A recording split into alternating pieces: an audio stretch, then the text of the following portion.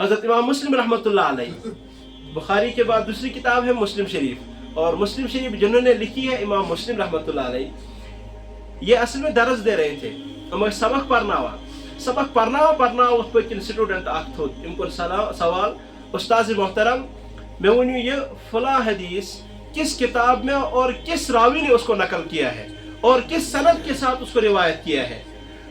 हज़रत इमाम मुस्लिम रहमतुल्लाह अलैह ने अपने शागिर्द ने फरमाया मिशन विकिस हदीस ज़हनस में उसकी अलबत्ता बकारी तलाश, उसके बाद मैं आपको ज़रूर जवाब दूंगा।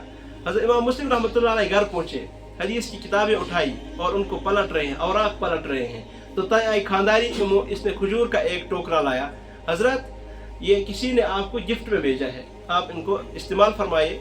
इमाम मुस्लिम रहमतुल्लाह अलैह खजूर भी खा रहे हैं और हदीस को भी ढूंढ रहे हैं, तलाश कर रहे हैं हदीस कहाँ है। स्टूडेंट ने सवाल किया, अब हदीस को तलाश करते करते मौत का वक्त आ गया।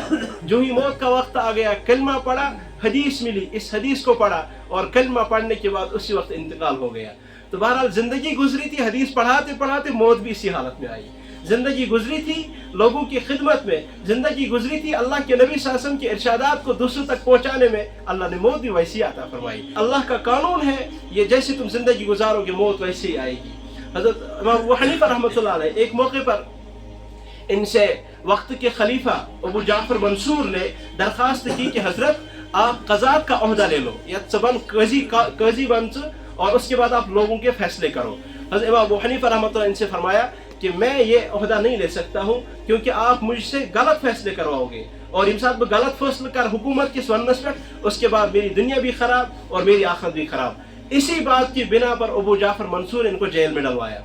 जेल में रहते हुए भी सजदा करते थे, कसरत के साथ नवाफिल तिलावत करते थे और बस औकात मसाइल भी का भी इस्तेमाल करते थे कुरान करीम से। एक मौके पर अबू जाफर मंसूर ने हुक्म दिया कि अब इनके खाने में जहर मिलाओ। खाने में जहर मिलाया गया। हज़रत इमाम अबू हनीफा रहमतुल्लाह अलैह को खाना पेश किया गया।